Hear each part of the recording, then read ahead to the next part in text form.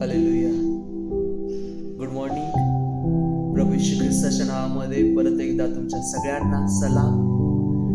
आणि आज मी तुम्हाला सांगेन, आजच्या दिवसाची सुरुवात देवाच्या वचनाद्वारे करा. देवाचं वचन ऐकून, बोलून आणि वाचून. कारण बायबल सांगतं की देवाचं वचन आपल्या मार्गासाठी प्रकाश आहे.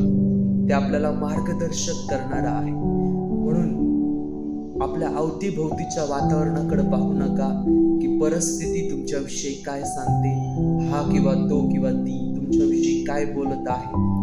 पण देवाच्या वचनामध्ये स्वतःला पहा की देवाचं वचन तुमच्यासाठी काय सांगत आहे किंवा तुमच्या बाबत काय बोलत आहे. आणि स्वतःला कधीच कमी समजू नका.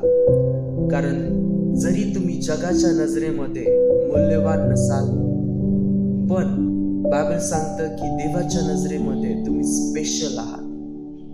कारण बायबलमध्ये लिहिलंय यशया 54 मध्ये की कदाचित स्त्रियांना आपल्या तहान्या बाळांचा विसर पडेल, पण देव म्हणतो मला तुझा विसर पडणार नाही.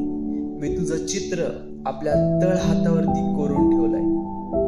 किती सुंदर गोष्ट आहे की आज देवाने तुमचं चित्र, माझं चित्र आपल्या तळ हातावरती कोरून ठेवलंय. आणि प्रत्येक दिवशी तो तुम्हाला आणि मला पाहतो. तो तुम्हाला आणि मला कधी विसरत नाही. तुम्ही आणि मी त्याच्या नजरेमध्ये खूप मूल्यवान आहे. स्तोत्रसंहिता 121 मध्ये बायबल सांगतं की इस्रायलचा रक्षक झोपत नाही किंवा तो डुलकी घेत नाही, पण अहोरात्र त्याची नजर त्याच्या लोकांकडे असते.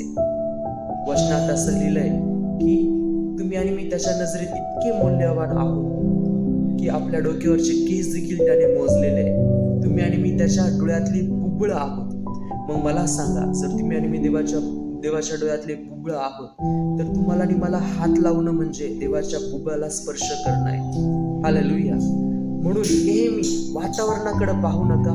तुम्ही देवाच्या नजरेत अत्यंत मूल्यवान, स्पेशल आहात. देवाच्या वचनामध्ये स्वतःला पहा आणि विजयी जीवन जगा. आमेन.